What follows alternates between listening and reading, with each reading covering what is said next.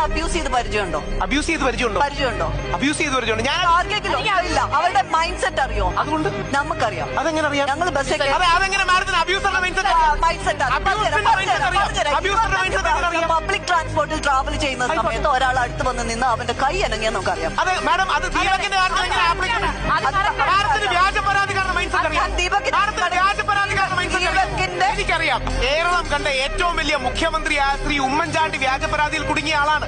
നിവിൻ പോളി എന്ന വ്യക്തി കൊച്ചി നിൽക്കുമ്പോ ദുബായ് വെച്ച് റേപ്പ് ചെയ്തു എന്ന് പറഞ്ഞു. ആ പെൺകുട്ടിയോട് പോലീസ് ചോദിച്ചോ പെൺകുട്ടി എന്ത് പറഞ്ഞറിയോ? ഉറക്കപ്പിച്ചിൽ ഡേറ്റ് മാറിപ്പോയതാണ്. ആ പെൺകുട്ടി പറഞ്ഞതാണ് ഉറക്കപ്പിച്ചിൽ ഡേറ്റ് മാറിപ്പോയതാണ്. 11 പേർക്കെതിരെ കള്ളപ്പരാതി എന്നിട്ടാണ് സാറ് പറഞ്ഞ ബാലേന്ദ്ര മേനോൻ സാർ കോടതിയിൽ പോയി. കുഞ്ഞിക്കൃഷ്ണൻ പറഞ്ഞു ആണിനും അഭിമാനമുണ്ട്. 11 പേർക്കെതിരെ, വേറൊരു പെൺകുട്ടി 14 പേർക്കെതിരെ ഫേസ്ബുക്കിൽ പരാതി ഇടുകയാണ്. ഉടനെ മീഡിയക്കാരിൽ ഓടിച്ചെല്ലുന്നു. ആദ്യം ശ്രീ സിദ്ദിഖിനെതിരെ ഒരു ആരോപണം പറഞ്ഞു, രണ്ടാമത് വേറൊന്ന് പറഞ്ഞു, മൂന്നാമത് വേറൊന്ന് പറഞ്ഞു. ഈ പീഡിയക്കാരടക്കം നിൽക്കുമ്പോൾ ഗ്രാവിറ്റി കൂട്ടി എരിവും പുളിയും കൂട്ടി മാറി പറയുകയാണ്. എത്ര പേർക്കെതിരെ കള്ളപ്പരാതികൾ വന്നു നമ്മൾ കണ്ടതല്ലേ. അങ്ങനെ അവസാനമാണ് സാറ് പറഞ്ഞൊരു കാര്യം, ഈ അക്യൂസ്ഡിനും പ്രൈവറ്റ് പുഴുങ്ങിയ ഏത്തയ്ക്ക ചൂടോടെ വായിലിട്ട അവസ്ഥയായിപ്പോയി ഇപ്പോൾ അവർക്ക് എല്ലാവർക്കും.